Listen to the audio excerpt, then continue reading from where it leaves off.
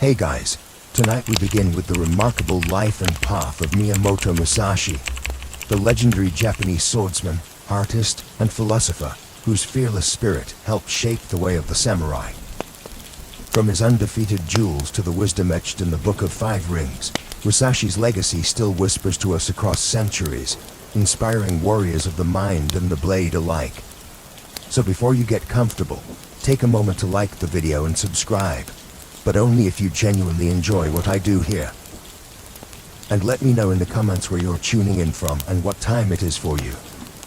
It's always fascinating to see who's joining us from around the world. Now, dim the lights, maybe turn on a fan for that soft background hum, and let's ease into tonight's journey together. Your story begins in 1584, during what historians politely call a complicated time in Japan, and what you, if you could talk as a newborn, might have called an absolute mess.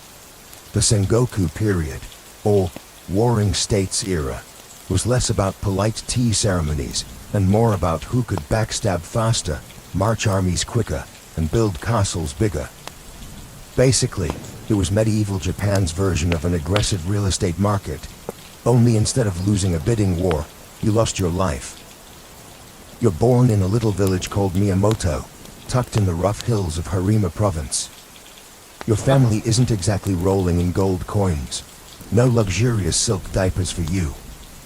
More likely, you were swaddled in scratchy peasant cloth and handed a wooden spoon to fend off cold breezes. Congratulations. Life hands you your first training weapon at birth. Your father, Shinmen Musashi, is a professional swordsman, and by professional, we mean he takes the art of slicing things very seriously. He's a tough man, a stern teacher, and not exactly the let's toss a ball around the yard type of dad. No, his idea of bonding time with his son would have been, here's a wooden sword, Musashi. Try not to cry when you fall over. Affection is rare, praise is rarer, and gentle hugs are pretty much non-existent. But in a brutal, unforgiving world, softness could get you killed. Your father wasn't raising a child. He was forging a weapon. From the very beginning, there's a wildness about you. You're not the tidy, well-behaved child who bows politely and memorizes verses. You're scrappy, unruly, and probably smelled like mud half the time. While other kids played tag, you were probably figuring out how to ambush them from behind a tree and declare victory. Subtle foreshadowing for your future career. In short, from the moment you blinked into the blinding Japanese sun, your fate was already whispering in your ear. You were not meant to live a quiet, peaceful life. You were meant to fight, to wander, and to carve your name into history one jewel at a time, preferably while looking slightly disheveled. And judging by the state of the country, you were about to get plenty of practice. Your playground isn't a grassy field or a cozy backyard. It's the hard-packed dirt of Miyamoto village, where the wind smells of smoke, steel, and a little too much horse. Forget lullabies and fairy tales. Your bedtime stories are about heroic samurai cleaving enemies in half with one swing. Your crib mobile? Probably a few rusty swords dangling precariously from the ceiling. From the moment you can walk, or rather, stagger like a tiny drunk warrior, your father Musashi has you gripping practice swords. While other kids are learning to write simple kanji, you're learning how to parry a death blow. Call it an unconventional education. There's no participation trophy in your household. If you lose a sparring match, you don't get a cookie. You get a fresh bruise and a lecture on why hesitation equals death. Musashi is a hard man. Legend says he won official duels under the Ashikaga shogunate, but parenting wasn't exactly his strong suit. His love is sharp-edged, practical, and delivered with the subtlety of a cannon blast. Praise? Maybe once, when you didn't fall flat on your face after a heavy blow. Otherwise, silence. Because in his mind, survival is its own reward. And yet, something in you thrives under this pressure. While other boys dream of feasting and fame, you dream of battle rhythms, of predicting an opponent's next move before they make it. You don't see the sword as just a weapon. You see it as an extension of yourself, like an iron heartbeat echoing in your hands. You are not pampered. You are not comforted. Instead, you are honed, day after brutal day, like a blade against whetstone. Even as a boy, you start to grasp the cold truth of your world. Victory is not about being stronger. It's about being smarter, faster, and just a little bit meaner than the guy across from you. The villagers whisper about you. That wild kid with the stare too sharp for his age. That boy who never cries when he bleeds. Some shake their heads. Some nod in respect. But one thing is clear. By the time you're barely a teenager, you are already something different. Not just a boy.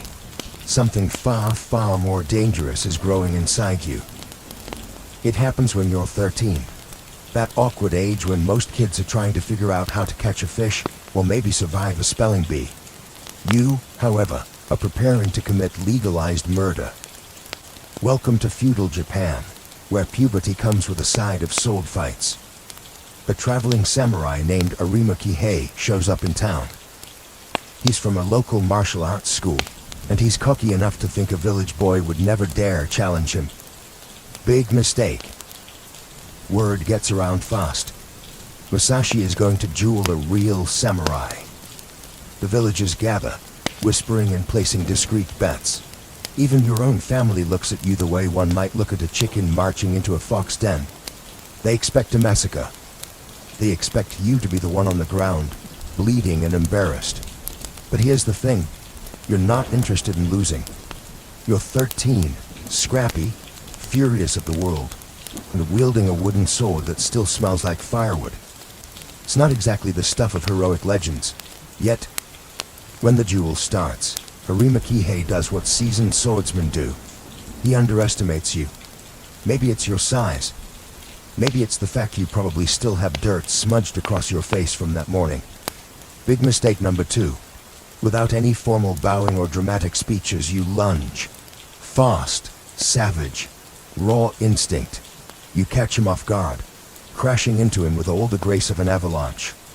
Before the villagers can gasp, before Arima can even pull himself together, he's on the ground, groaning, bleeding, humiliated. A grown samurai, bested by a barefoot teenager wielding a glorified tree branch. You don't just win, you announce to the world that Musashi is not a name to be ignored. It's a name to fear. Of course, your father's reaction is complicated. Pride, maybe. Relief, certainly. But also a hint of fear. Because even Munisai can see it now. The boy he forged is starting to surpass even his brutal expectations. As for you, you feel nothing but clarity. You were born for this. Not to farm, not to bow and scrape, but to duel, to defeat, to rise. First blood has been drawn. And somewhere, deep inside your young heart, you realize it will not be the last. You'd think after your first public duel and public victory, life might settle down. Maybe a nice apprenticeship. Maybe a stable job carving sandals or fixing roofs. You know, something normal. Not a chance. At 15, you make a decision most adults wouldn't dare. You leave home. No tearful goodbyes. No packed lunch. Just a sword, a tattered travel cloak, and a stubborn refusal to live anybody's life but your own. You become a wanderer, a ronin. In a world where status is everything, where being tied to a lord offers protection and purpose, you choose absolutely none of it. It's like showing up at a medieval job fair, flipping the table, and walking into the woods whistling. Why? Because deep down, you know, if you tie yourself to someone else's house, someone else's rules, you'll never become the warrior you're meant to be. You aren't here to play politics. You aren't here to shine armor and pour sake for some pudgy lord. You're here to master the sword, on your terms or not at all. Of course, wandering isn't exactly glamorous. You sleep under trees, not silk canopies. You eat whatever you can find. which often means rice if you're lucky, bark if you're not. Your traveling companions, it's mostly crows, stray dogs, and the occasional curious peasant boy whispering, "Mamar, why does that man look like he hasn't bathed in a year?" But you don't care. The wilderness becomes your dojo. The rivers sharpen your senses. The cold wind teaches you patience better than any old master. And with every mile you walk, you shed another piece of the boy you were. The village kid with muddy feet, gone. The ambitious teenager who beat a samurai, still there, but growing into something fiercer. You start seeking out dojos, challenging their best students to duels, learning from every swing, every miss, every victory. Your skills evolve fast, too fast for the world to keep ignoring you. People start whispering your name along dusty roads and smoky inns. There's a wild ronin out there, a boy with a blade sharper than most men's minds. And somewhere on those endless roads, a new thought grows inside you. Maybe the sword isn't just for killing. Maybe it's a path to something bigger than survival. You just have to keep walking. If there's one thing that separates you from the other samurai of your time, it's this: you don't look the part at all. The typical samurai strides into town with his hair neatly oiled, his armor polished to a mirror shine, his swords tucked neatly at his hip like badges of honor. Meanwhile, you show up looking like you just wrestled a bear, and maybe won. Your hair, wild, your clothes, torn, stained, sometimes half missing. Your feet, probably muddy, definitely calloused. You are not the carefully curated image of the warrior elite. You are something rawer, something far more unsettling. You look less like a courtly samurai and more like a wild wolf that learned how to walk on two legs, and somehow picked up a sword along the way. And people notice. Oh, they notice. At first, they laugh. Who could take you seriously? You look like you'd be better suited chasing chickens than facing seasoned warriors. But laughter turns to confusion, then fear. Because once you draw your sword, once you move, all that scruff and dirt and feral energy turns into something terrifyingly efficient. No wasted motions, no hesitation. Just pure, unfiltered violence, delivered with the grace of a predator. In duels, you don't dance around, trading pretty cuts for the sake of ceremony. You go for the kill. Fast, ugly, final. It's not dishonorable. It's survival. It's the understanding that battles aren't won by who looks best swinging their sword. They're won by who walks away still breathing. The polished samurai. They're still worried about whether their helmet is straight. You're already inside their guard, smashing their pride into the dirt. Rumors start to swirl around you like autumn leaves. He fights like a demon. He doesn't fight to win points. He fights to survive. If you see him, run the other way. You become a living ghost story, passed from village to village, whispered over cheap sake and campfires. But you don't care about reputation. You don't even care about winning fame. You care about one thing only: getting better, sharper, deadlier. Because deep inside you know, the world isn't kind to wolves, and only the fiercest survive. With the open road as your home and a sword for a pillow, you dive headfirst into a new hobby, challenging strangers to deadly combat. Some people collect seashells.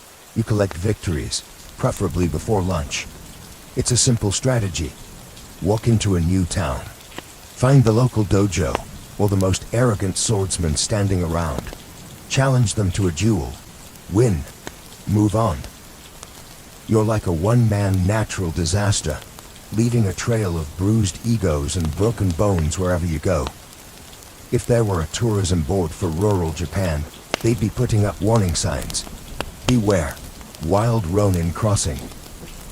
And the best part, no one knows how to deal with you. You're too unpredictable, too raw. You don't fight by the book. Mostly because you probably never read the book in the first place. You don't wear fancy armor. You don't bow 6 times before drawing your blade. You don't politely wait for your opponent to compose a haiku before the first strike. Nope. You size them up in an instant, find the fastest route to victory and take it. Brutal, efficient, and without apology. Sometimes you use a real sword. Sometimes a wooden stick.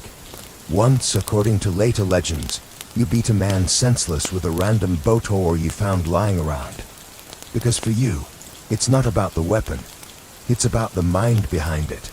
And your mind. Sharp as the edge of a katana, and twice as dangerous. With every duel you learn. Not just about technique, but about people. How they telegraph their fear through trembling hands. How their eyes widen a fraction before they strike. How pride always makes them predictable. You're not just fighting bodies. You're dismantling spirits. By the end of your teenage years, your win column looks ridiculous. More victories than birthdays. More bruised opponents than there are flavors of sake. You don't stick around to bask in your fame. No trophy ceremonies, no parades. You just nod once, maybe mutter something profound like, and head for the next dusty road, the next opponent, the next lesson. Because somewhere inside you know, you're not dueling for money, or even for survival anymore. You're dueling because it's shaping you into something unstoppable. Something that even you are just beginning to glimpse. By the time you hit your late teens, you've developed a bit of a reputation, somewhere between fearsome sword prodigy and that slightly terrifying guy who might eat nails for breakfast. What really makes you stand out isn't just your fighting record. It's the fact that you refuse to do what everyone expects. You don't pledge loyalty to any lord. You don't tie yourself to a dojo or a warband. You are, proudly and stubbornly, a ronin, a masterless samurai. In a culture where who you serve is almost more important than who you are. This is basically like showing up to a royal banquet in muddy rags and challenging the host to an arm wrestling match. Respectable samurai look at you like you're some kind of walking scandal. No master, no patron, no permanent address. Surely he must be mad. But here's the thing they don't understand. Freedom is your sharpest blade. Without a master to impress, you answer only to yourself. Without political games, you spend your energy honing your skills instead of polishing someone else's boots. Without a castle to protect, you carry your whole life on your back. Light, fast, ready. Sure, life's rough. You don't get fancy armor handouts. You don't attend elegant tea ceremonies where noble women giggle behind silk fans. You don't even get a reliable dinner most nights. One memorable week, you survive entirely on stolen radishes and questionable river fish. But what you do get is priceless. The ability to evolve, adapt, and grow beyond the rigid limits set by tradition. Everywhere you go, lords and generals try to recruit you. Some offer gold, others offer fine horses, land, silk kimonos. A few even offer daughters, though frankly, given your wild looks and constant smell of campfire, it's unclear if those offers are serious or just optimistic. And every time, you bow, sort of, and refuse. Because your path isn't gilded in gold. It's paved with blood, sweat, and quiet revelations. You're not here to be anyone's servant. You're here to master something bigger. The art of war, the art of strategy, and maybe the art of mastering yourself. You are Miyamoto Musashi. Masterless, fearless, and just getting started. Somewhere between your 100th jewel and your 1000th mosquito bite sleeping under the stars, something shifts inside you. Fighting isn't just about strength. It isn't just about speed. It's about seeing the world differently. You begin to realize the sword is only the surface. Beneath every clash of steel is a battle of minds. A silent conversation in feints, pressure, rhythm, and fear.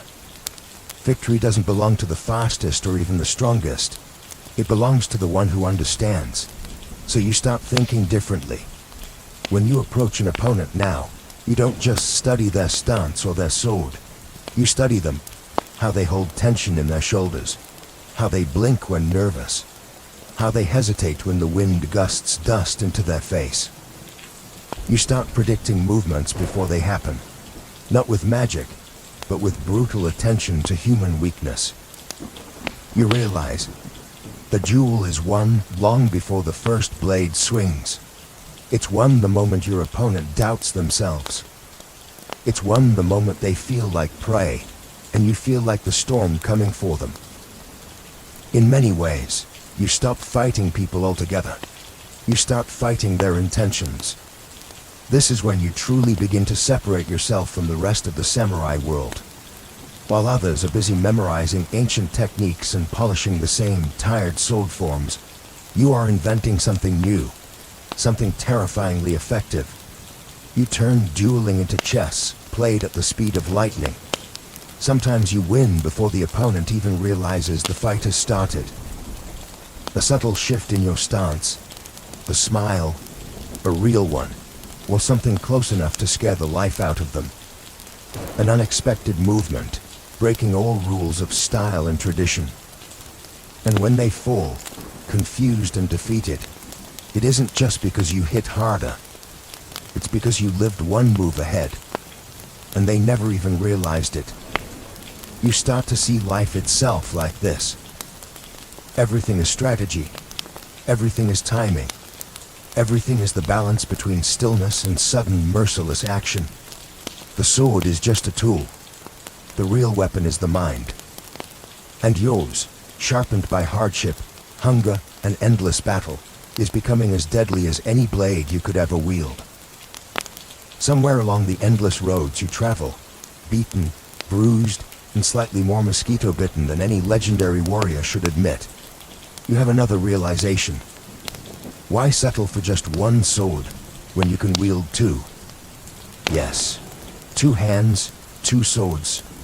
A revolutionary concept that every proper samurai back in their polished castles would scoff at, while carefully adjusting their very formal, very traditional armor. You, however, don't have the luxury of worrying about tradition. You worry about staying alive. You worry about winning. So you start training, relentlessly, a katana in one hand, a wakizashi, the shorter sword, in the other. Most people's brains short-circuit just thinking about it. But how do you parry an attack at the same time? But the styles, the schools, the sacred forms. Meanwhile, you're out in the woods beating tree trunks into splinters, learning to move both arms independently, flowing like water, unpredictable as a summer storm. At first, it's clumsy. You drop swords, you trip over your own feet. At one memorable moment, you nearly disarm yourself with yourself.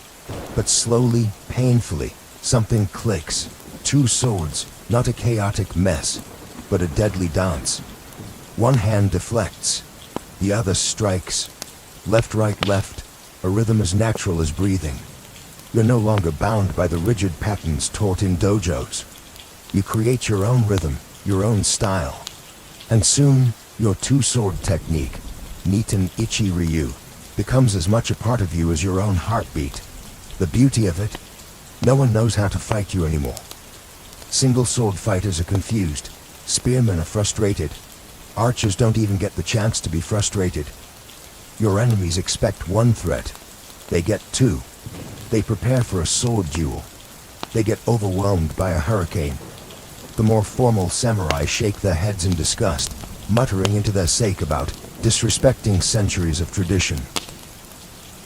But you don't hear them. You're too busy surviving, winning, innovating. You don't fight for style points. You fight to carve a new path through a dying, rigid world.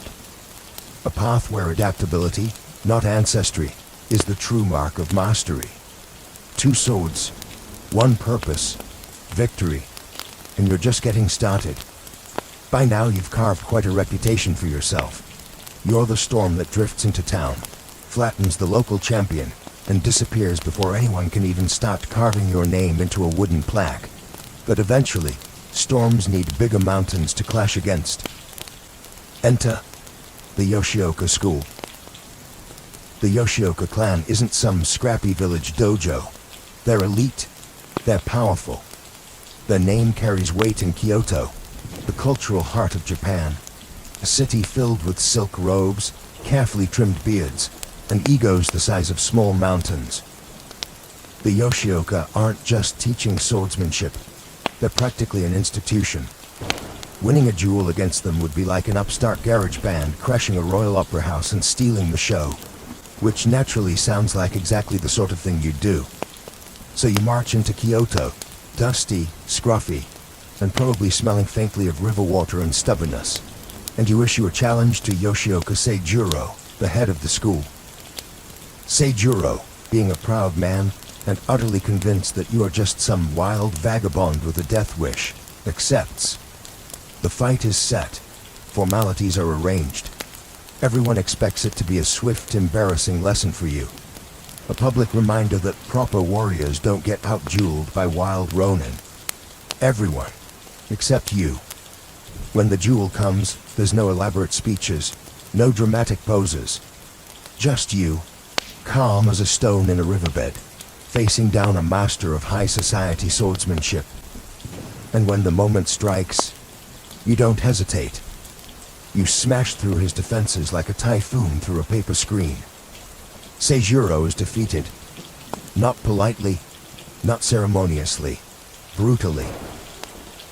The once proud Yoshioka master is humiliated in front of his students, his patrons, and half of Kyoto's gossip-loving citizens. And you don't stick around to gloat. You don't strut through the streets gathering applause. You nod once, maybe tug your ragged cloak tighter against the breeze, and melt back into the city's shadowed alleys. Because in your mind, there's no final victory yet. Only the next duel. Only the next challenge. You've cracked the foundation of an empire. But you know, the Yoshioka won't let this insult stand. Not without blood. And you're ready for them. The Yoshioka school does not take humiliation well. Losing to some wild ronin, a man who probably sleeps closer to goats than golden screens, is not just a bruise to their pride, it's a full-body injury. So, naturally, they do what any prestigious institution with a bruised ego would do. They send in the next brother. Enter Yoshioka Denshichiro. You might say Denshichiro is the bigger, angrier sequel to Seijuro. More muscle, more rage, less patience. He challenges you to another formal duel, determined to erase the family's embarrassment, preferably by erasing you from existence. The city buzzes with anticipation. Another Musashi fight. Will the feral swordsman finally meet his match? Will honor be restored? Will someone please pass the sake? You, however, are as calm as ever. If Denshichiro thinks anger is going to win this fight, he clearly hasn't been paying attention.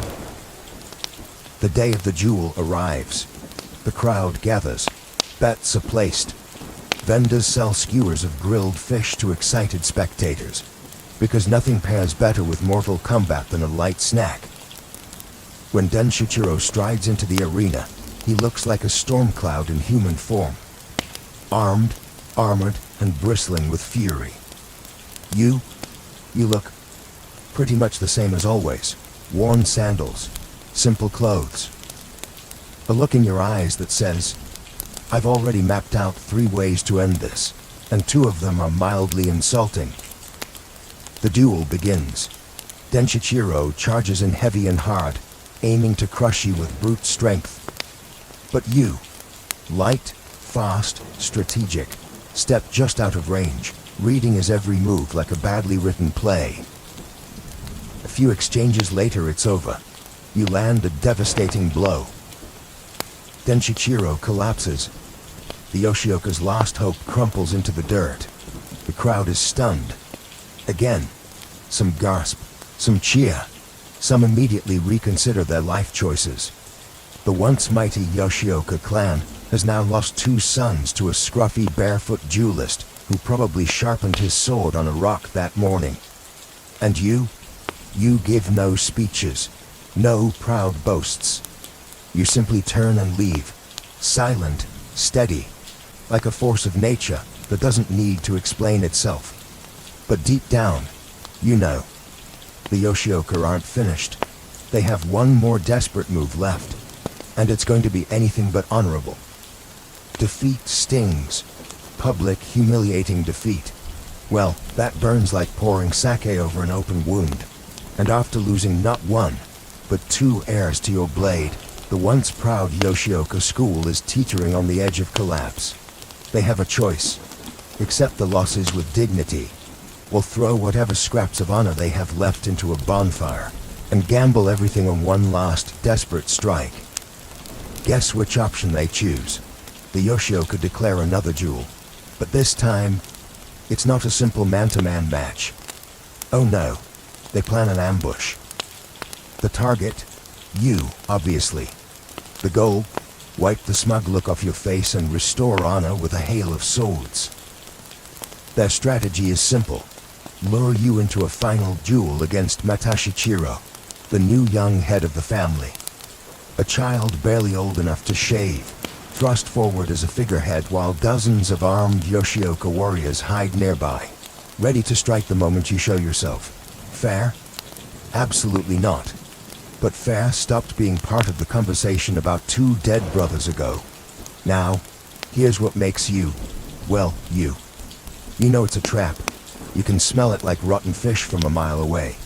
And what do? You show up early, before the ambush is fully set, before the hidden swordsmen are in position, before anyone expects you. You glide through the twilight mist like a ghost, sword already drawn. Matashichiro barely has time to scream before you cut him down. A clean, fast strike, efficient as a thunderbolt. Chaos erupts. Yoshioka men come pouring out of the shadows like angry ants. Dozens of them, swords flashing, shouting, cursing your name. And you don't freeze, you don't falter, you move, fast, precise, a blur of deadly efficiency. You cut through the would-be ambushes like a blade through rice paper, slipping through their ranks, disappearing into the dusk before they can even organize themselves. By the time they realize what's happened, you're long gone, a rumor riding the wind. The Yoshioka school, once the pride of Kyoto, collapses in disgrace. And you don't stick around to celebrate. You just keep walking. Because for Miyamoto Musashi, the journey isn't about revenge. It's about perfection. And perfection demands more than victory. It demands evolution. After your dismantling of the mighty Yoshioka school, your legend explodes like a firecracker in a dry village square. Only, instead of awe and admiration, your name carries a new flavor of fear. You're not just seen as a dangerous swordsman anymore. You're something else. Something harder to define, and even harder to confront. Word spreads across provinces like wildfire. Musashi doesn't just defeat opponents, he destroys families. One Musashi is worth an entire battalion. If you see a disheveled man carrying 2 swords and smelling faintly of river mud, run. And here's the crazy part. It's not even that much of an exaggeration. At this point, it feels like armies would be better suited to fight you than individual swordsmen. One-on-one duels, child's play, ambushes. Try harder. Even groups of trained fighters can barely touch you. You've reached a level where facing you feels less like fighting a man and more like trying to fist fight a thunderstorm.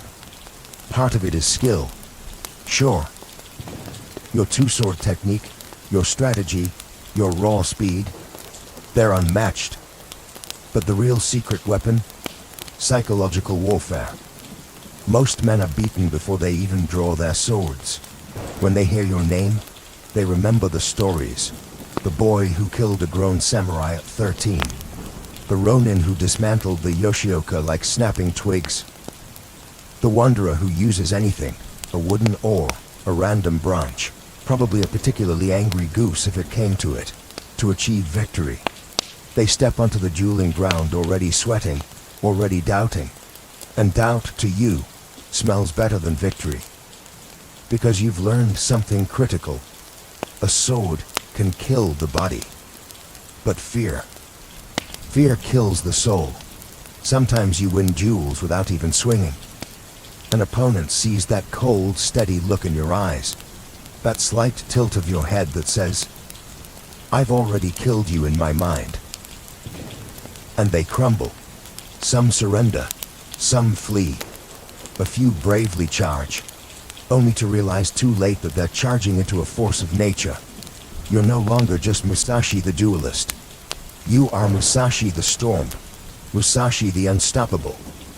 And as you continue walking the broken roads of Japan, one thing becomes clear. It will take more than numbers, more than blades, to stop you now. With the Yoshioka crushed and your reputation soaring, you could have done what most warriors dreamed of. Found a rich lord to serve. Earned a fancy title. Maybe even snagged a castle with decent plumbing. But no, you choose the road. Again, because deep down, you know, castles are cages, even if they're lined with gold. And so begins the long, winding, dust-choked chapter of your life. The years of wandering. You drift from province to province like a blade caught on the wind. No plan, no map, only one constant, the search for mastery. Everywhere you go, you seek out new opponents, new styles, new ideas, sword masters, monks, spearmen, bandits. It doesn't matter who or what they are. If they know something you don't, you want to face them. Sometimes you challenge them. Sometimes they challenge you. Sometimes you just bump into them while trying to steal a particularly juicy rice ball and somehow end up in a duel. Travel life is messy. Your style evolves again and again, like a river carving new paths through stone. You adapt, refine, and shed what doesn't serve you. You don't duel for money. You don't duel for fame. You duel for the thrill of becoming. Every opponent is a mirror showing you your own flaws. And every time you break that mirror, you come away sharper. Your clothing becomes even rougher. Your sword even quicker. Your mind even more dangerous. People start telling stories about you. Strange, mythic stories. Musashi fought 3 men at once using only a fan. Musashi defeated a master spearman with a broken fishing pole. Musashi once stared so hard at a bear that the bear apologized and left. Are they true? Maybe. Maybe not. But you don't bother correcting anyone. Because you're not interested in polishing your legend. You're interested in sharpening your soul. And if that path leads you deeper into forests, over frozen rivers, through dusty mountain passes, so be it. The road is your home now. The endless horizon, your companion. While other warriors tie their fates to lords and lineages, you tie yours only to the blade, and to the endless hungry quest for something greater than victory. Something like true understanding. And you know, you're getting closer. As the miles wear on and the seasons blur past you, something unexpected begins to stir deep inside your battle-hardened soul. A longing for something. More. Not more jewels. Not more blood. Not even more victories. Something quieter. Something deeper. Art. It starts subtly.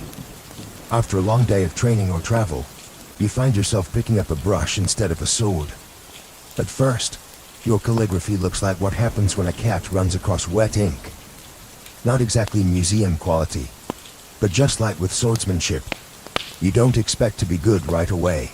You expect to become good, through patience, through discipline, through relentless practice. Soon, you're painting landscapes. Hills, rivers, birds frozen mid-flight. The brush strokes almost like the movements of a sword, flowing, precise, alive. And you realize something profound. The same spirit that guides your blade can guide your hand. Swordsmanship and art are not opposites. They are twins. Both demand presence. Both demand balance. Both demand the ability to see the world clearly, and then leave a mark on it with grace and certainty. It's not just painting either. You carve sculptures from wood. You practice tea ceremony with the care of a general preparing for war. You study poetry, philosophy, Zen Buddhism. You become strange, in a way. A ronin who can kill 10 men before breakfast and paint a delicate ink wash of a cherry blossom branch by lunch. Your peers don't really know what to make of it. Musashi, the guy who crushed the Yoshioka, the guy who fought Sasaki Kojiro, he's painting now. Some laugh, some scoff. You don't care, because you see something they don't. Victory is temporary. Mastery is eternal. A sword wins battles. Art wins immortality. And deep down, you understand something even more important. One day your body will falter. Your sword hand will slow. The duels will end. But your mind, your spirit, your vision, those can endure. Through ink, through wood, through words. You are no longer just a warrior. You are becoming a creator, carving your spirit into the world, one perfect brushstroke at a time. And as you sit by a quiet river, brush in hand, a smile ghosts across your face. The path is wider than you ever imagined, and it's only beginning. As you wander deeper into your 30s, with a trail of defeated opponents stretching out behind you like a particularly violent parade, a new name starts to reach your ears. Sasaki Kojiro. At first, it's just whispers in smoky inns and dusty crossroads. There's a man with a blade like a lightning strike. His sword is so long it could swat a bird from the sky. He's undefeated, just like you. Interesting. You're not the type to get rattled by reputation. After all, you are the reputation other warriors have nightmares about. But Sasaki Kojiro is different. He's not some arrogant dojo master waiting to be embarrassed. He's not a desperate noble's bodyguard clinging to the old ways. He's fast, deadly, precise. And he carries a sword so absurdly long, the Monohashi Zao, the drying pole, that you half wonder if he's compensating for something. You don't say it out loud, that would be rude. Kojiro's style, the swallow cut, is famous. It mimics the movement of a bird's wings, quick, elegant, impossible to predict. He's not just good, he's a force of nature, a mirror of you, but polished, regal, almost civilized. And in a weird way, you're excited. Finally, a real challenge. Not another pompous blowhard to humiliate. Not another crowd of amateurs to outthink. Someone who might actually force you to reach deeper. Someone who might sharpen you in ways no jewel ever has. Word eventually reaches you that Kojiro has been appointed as the fencing master for a lord. High honor, great pay, fresh clothes. You're still sleeping in barns, occasionally using your travel cloak as both blanket and breakfast napkin. But that doesn't matter, because you know, paths like yours and Kojiro's are not meant to run parallel forever. They're meant to collide, spectacularly. The rumors swell around you like the gathering clouds before a storm. Two undefeated swordsmen, two masters of timing and death, two legends, but only one destiny. And somewhere inside, beneath the calm and the calligraphy, the old fire stirs again. The wolf lifts its head. The blade hums with anticipation. You smile, faintly, because you know what's coming. And you're ready. The challenge doesn't come wrapped in gold or sung by heralds. It comes in quiet, serious words passed through wary messengers. Sasaki Kojiro has accepted. He will meet you on the battlefield. No politics, no lords, no armies. Just two men, two blades, and a promise hanging in the humid air. The duel is arranged for a tiny rocky island in the Kanman Straits, Ganryujima. Remote enough for privacy, flat enough for a clean fight, dramatic enough that the gods themselves might pull up a chair to watch. You hear the details with the same calm you've carried for years, where others would pace nervously, sharpening blades and writing tearful farewell letters. You barely shrug. Challenge accepted. Still, you prepare, but not the way your enemies would expect. You don't spend sleepless nights polishing armor. You don't compose elaborate death poems or fuss over ceremonial garb. You don't even bother getting a haircut, judging by the wild mane you're sporting these days. Instead, you sharpen your mind. You study Kojiro the way a hunter studies dangerous prey. You learn his timing, his technique, his habits. Fast, precise, deadly at mid-range. Good. Because you've already decided you're not going to fight Kojiro at his own game. That would be suicide. You're going to change the game entirely. You ask for a small boat to take you to the island on the day of the duel. You carve a wooden sword, a bakken, from an oar during the ride. A simple piece of wood, roughly the length of Kojiro's absurdly long blade. No polished steel, no gleaming armor, just rough wood and sharp intent. Because you understand something most warriors never learn. Victory isn't about using the best weapon, it's about using the best mind. As you ride toward the island, the wind in your hair and the salt on your skin, you feel it. The stillness before the storm. The coiling tension of two titans about to collide. The quiet, thrilling certainty that this day, this fight, will echo through time. And you smile, just a little. Because you're not here to survive. You're here to win. The boat bumps against the shore of Ganryujima, and you step out, cradling your makeshift wooden sword. A carved oar, rough and unpolished, still smelling faintly of river water and stubbornness. Across the beach, you see him, Sasaki Kojiro. He's already waiting. Tall, lean, composed, dressed in elegant robes, carrying his famous Monohoshi Zao, the drying pole, a sword so long it looks like it belongs on a ship's mast, not in a duel. He's polished, prepared, perfect. And you look like you wandered onto the beach by accident after a particularly spirited night in a tavern. The crowd, retainers, witnesses, curious fishermen, murmurs as they see you. Some snicker, some shake their heads. He's late. He's disrespectful. He's armed with a stick. Kojiro's lips tighten into a sneer. He's already angry, already off balance. Good. You intended it that way. You didn't come late out of arrogance. You came late to disrupt him, to break his rhythm before the blades even crossed. Because you understand, a duel isn't won when the swords strike. It's won the moment the opponent loses control of his mind. Kojiro, unable to contain himself, unsheathes his massive sword in one fluid, beautiful motion. They say the swallow cut, his signature technique, can sever a bird's wings mid-flight. Fast, precise, unbelievably deadly. But as he moves, something happens. Something subtle, something critical. He hesitates, just for a blink. Thrown off by your ragged appearance, your audacity, the absurd sight of a man calmly advancing with a boat oar. And that's all you need. You surge forward, faster than a striking hawk. Your wooden sword whistles through the salty air. One single perfect blow.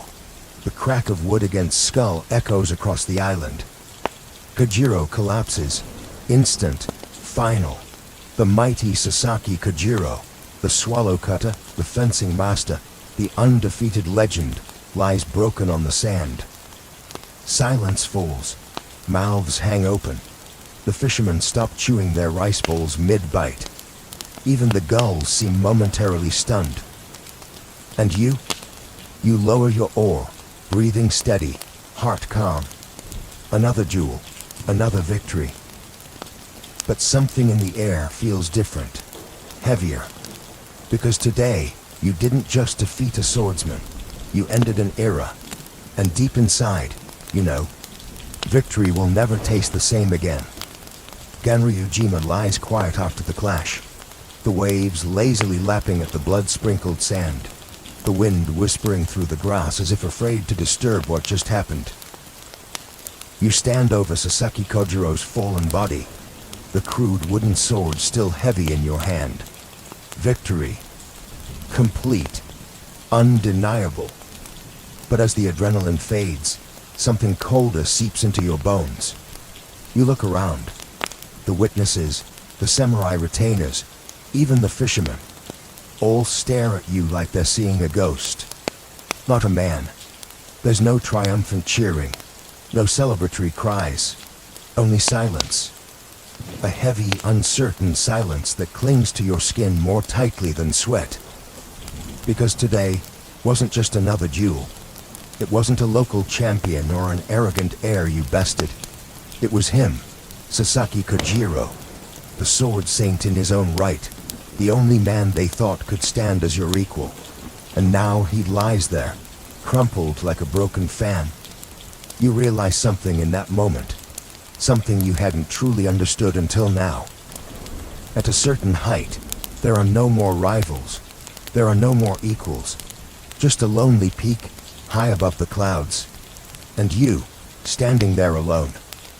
You turn without ceremony and walk away, leaving the body behind, leaving the stares, the judgment, the whispered legends, already beginning to sprout like weeds in the sand. As you board the small boat to return to the mainland, the wooden oar-turn sword clunks against the side of the vessel, awkward and out of place, just like you feel inside. The boatman, an old man with weathered hands, rows silently, not daring to speak. You stare back at the shrinking island, a small speck of land where two destinies clashed and only one survived. Ganryujima will forever be tied to your name. Poets will sing of it. Scribes will exaggerate it. Old men will argue over it in smoky inns you'll never visit. But you feel no joy, no pride, only a sense of something irreversible. The path you walk now isn't the path of a swordsman seeking glory. It's the path of a swordsman seeking meaning. In a world where fewer and fewer opponents remain, the oar creaks, the water shimmers, the wind carries your name across the waves, and you wonder, quietly, what's left to conquer when you've already defeated everything. Kojiro's death lingers in the air long after you leave Ganryujima, not as a triumph, not as a trophy, as a weight. You try to brush it off at first. Another duel, another victory, just like the dozens before it. But this one is different, because Kojiro wasn't a thug from some backwater village. He wasn't an overconfident dojo master with more pride than skill. He was a true swordsman, a mirror of your own relentless pursuit of mastery. And you killed him, not just physically, but spiritually. You shattered a man who, had the world been kinder, might have stood beside you, not across from you. People celebrate, of course. They retell the story in 100 different ways. Musashi arrived late to unnerve Kojiro. Musashi carved an ore sword on the way just to mock him. Musashi struck him down before Kojiro could even blink. The tales grow bigger, louder, more ridiculous. By next month, someone will probably claim you rode to the island on the back of a giant fish and fought with a tree trunk. You hear these stories, you even smirk at a few of them. But deep inside, none of it feels like victory. It feels like the closing of a door you can never open again. With Kojiro gone, the world seems smaller, duller, a little emptier. Because now you know, there are fewer and fewer men left who can meet your blade with true understanding. Fewer who can dance on the edge of death with you, seeing the same beautiful, terrifying truth. You didn't just defeat Kojiro, you outlived him, and somehow that feels like a heavier burden. Late at night, sitting by a lonely campfire, you catch yourself replaying the fight in your mind. Not with regret, not with guilt, but with a kind of aching respect. Kojiro was your greatest challenge. And now, he's a ghost that will walk beside you for the rest of your days. You stare into the flames. The road ahead stretches onward, longer, lonelier, quieter. And somewhere inside, you understand. The more victories you claim, the more solitude you inherit. It's not the jewels that will be your undoing. It's the emptiness they leave behind. After Ganryujima, the world hails you as unstoppable. The swordsman who felled Sasaki Kojiro. The ronin who fears nothing. The legend who walks among mortals. And yet, for all the admiration, all the whispered awe that trails your footsteps like dust, you feel nothing. Victory used to burn bright in your chest. A fire fueled by the thrill of survival, the hunger for mastery. Now it flickers low, starved of meaning. You wander through villages where children pretend to be you, swinging sticks and shouting your name. At inns, drunkards lift their cups in your honor, spinning tales so grand that even you wouldn't recognize yourself in them. Musashi fought 10 men at once and didn't spill a drop of his tea. He can slice a falling leaf in half from 20 paces away. He once beat an entire dojo using nothing but his glare. You smile politely when you hear these stories. You nod, you bow, you drink their rice wine. But inside, it's like chewing ash, because you know the truth they don't. The jewels were never about fame, never about building a legend. They were about the pursuit, the endless, painful, beautiful pursuit of something perfect, something whole. And now that pursuit feels hollow. You used to dream of opponents worthy of you. Now you dream of quiet rivers, empty paths, the wind through pine trees. Because there's no opponent left to chase. The world is too small now, too fragile. You watch other warriors polish their armor, polish their reputations, chase titles and court favor. You feel like a wolf among house dogs. You don't belong in courts or castles. You don't belong on thrones or under banners. You belong nowhere, and everywhere. Victory, you realize, is a strange sort of death. The death of striving, the death of hunger. You have won too much, and the price of that is solitude. Deep, vast solitude that no drink, no song, no cheering crowd can ever fill.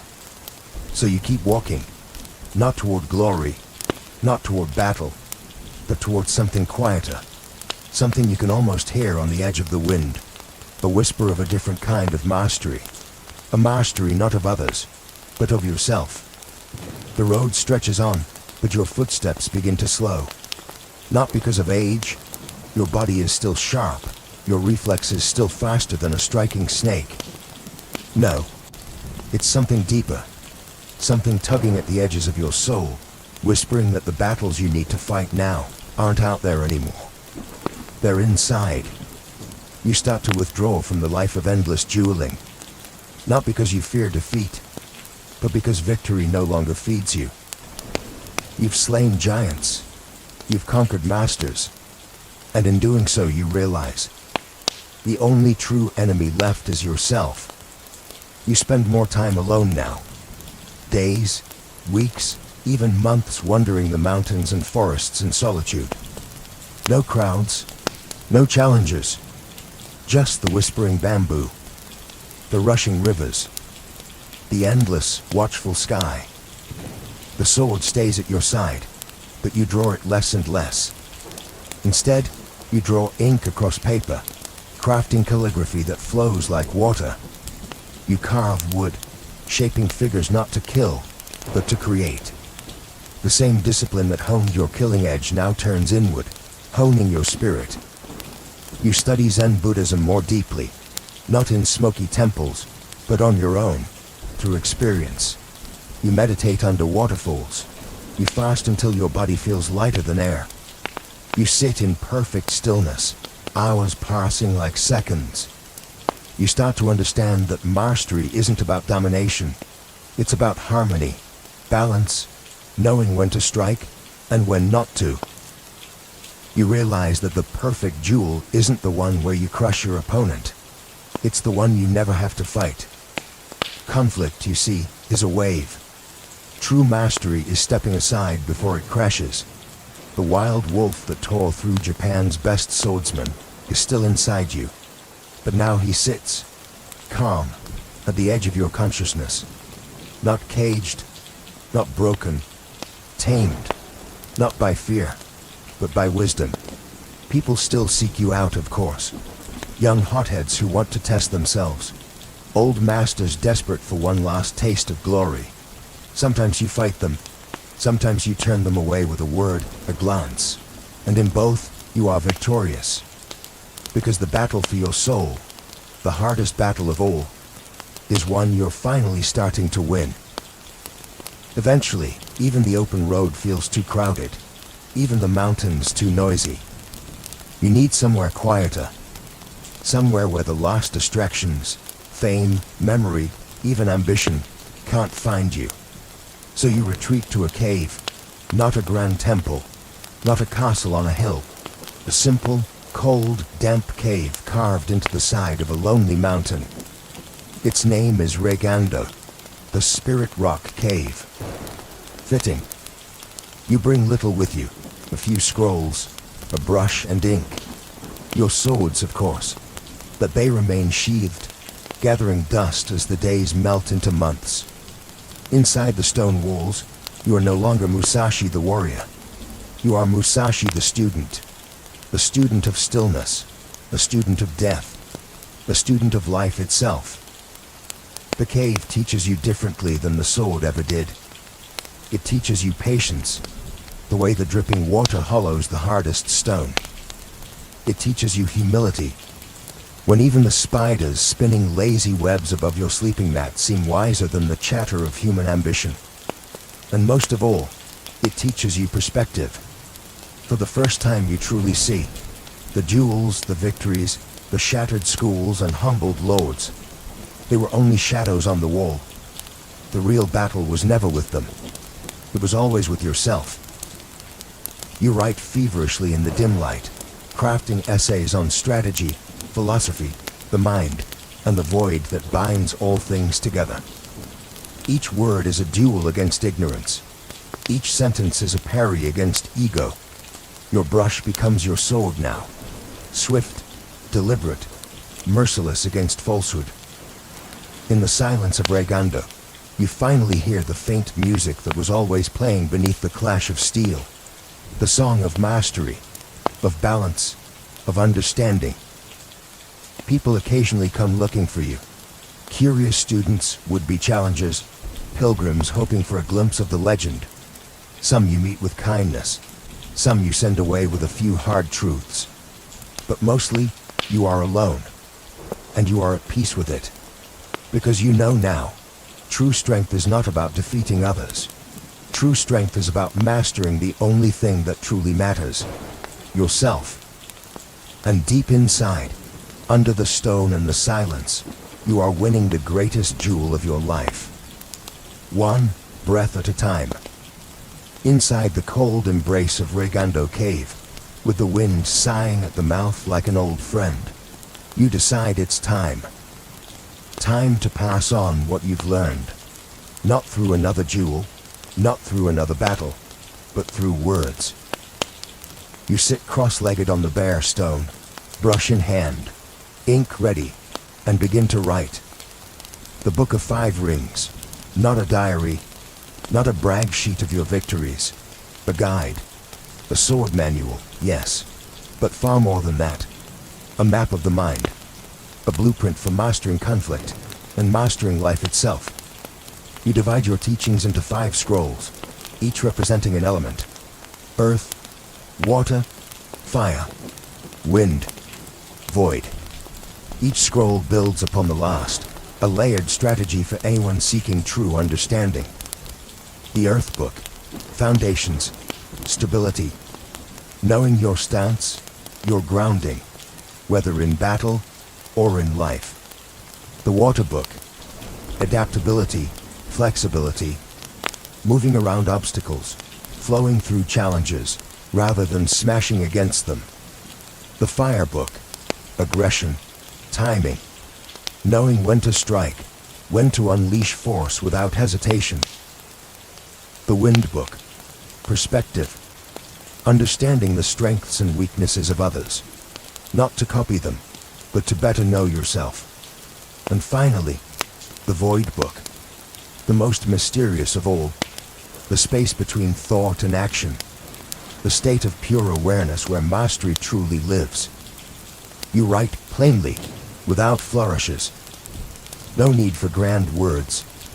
Truth doesn't need decoration.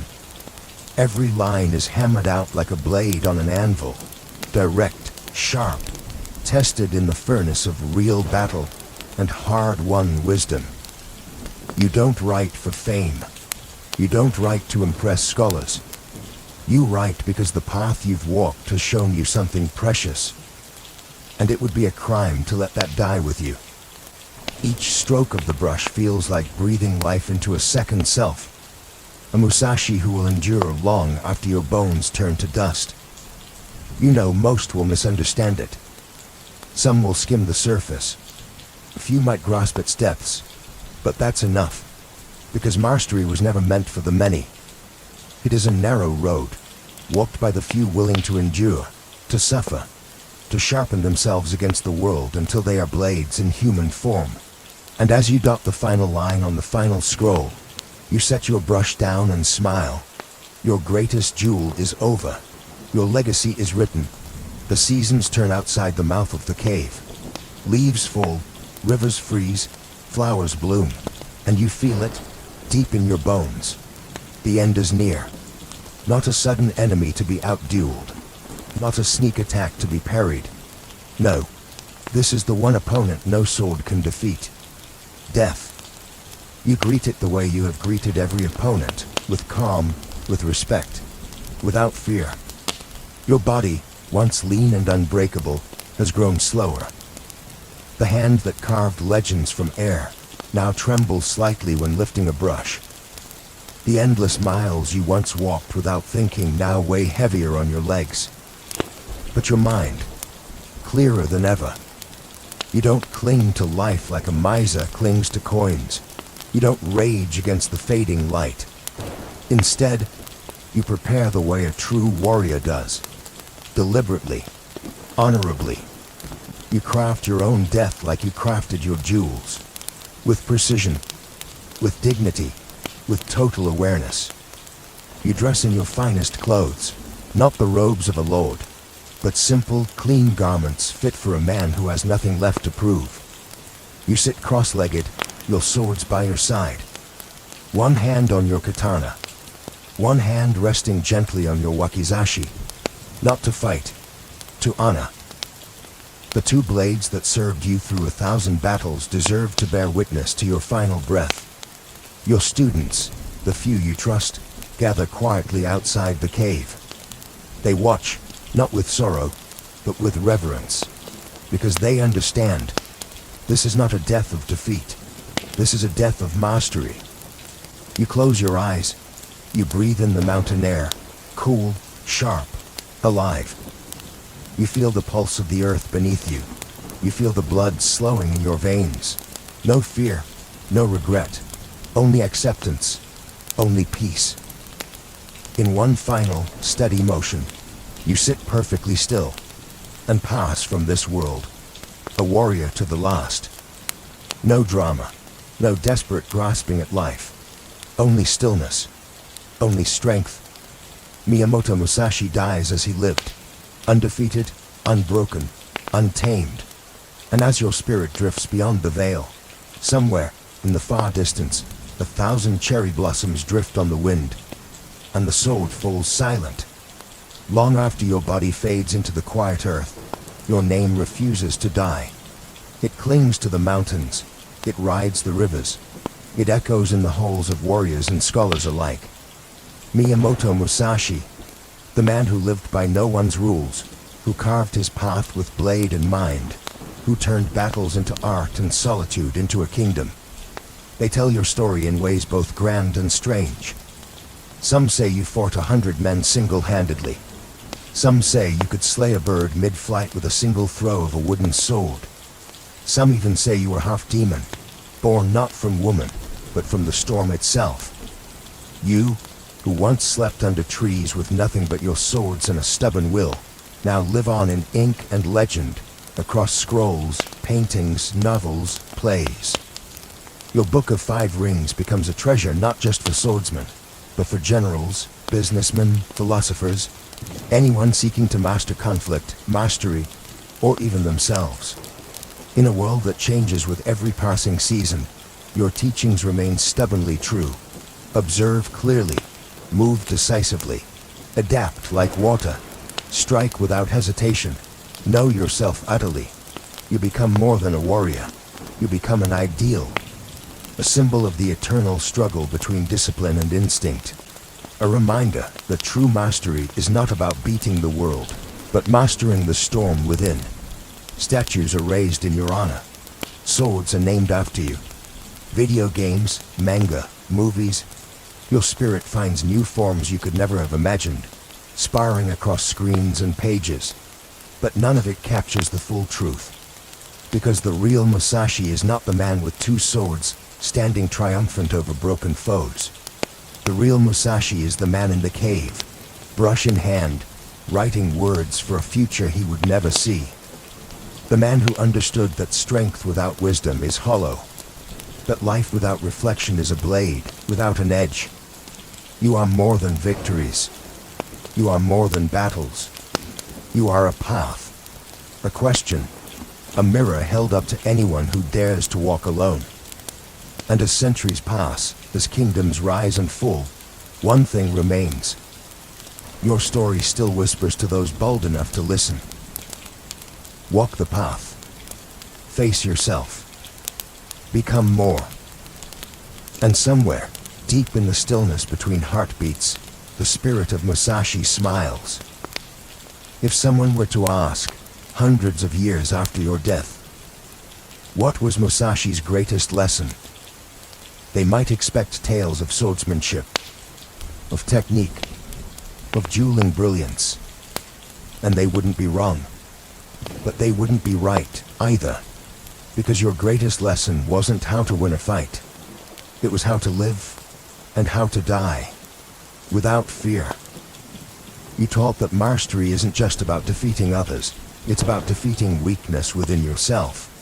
The fear of failure, the hunger for approval, the desperate need to cling to comfort and certainty. You showed that to walk the true path, you must be willing to walk it alone, without titles, without applause, without even the promise of success. You must be your own master, your own rival, your own flame in the darkness. Through your battles, through your solitude, through the simple, fierce grace of your life, you taught this unshakable truth. Strength without purpose is hollow. Skill without spirit is meaningless. Victory without honor is ash. The duels were never the point. The blood spilled, the reputation shattered. They were just echoes of a deeper struggle. The real enemy was always within. The doubts, the fears, the illusions. And you conquered them not with brute force, but with clarity, with patience, with relentless, merciless honesty. Your Book of 5 Rings isn't a book of how to kill. It's a book of how to live, strategically, wisely, courageously. Even today, when a young fighter laces up their gloves, or a tired soul faces a crossroads, or a quiet mind searches for meaning in a noisy world, your spirit is there, not shouting, not boasting, just standing quietly at the edge of the path, nodding once, as if to say, you already have everything you need. Now, walk. Your life was a battle, your death was a meditation, and your legacy is a call, a challenge that stretches across centuries to anyone bold enough to hear it. Be like Musashi, not because he never lost, not because he never feared, but because he chose, every single day, to master himself. And that, in the end, was the greatest victory of all.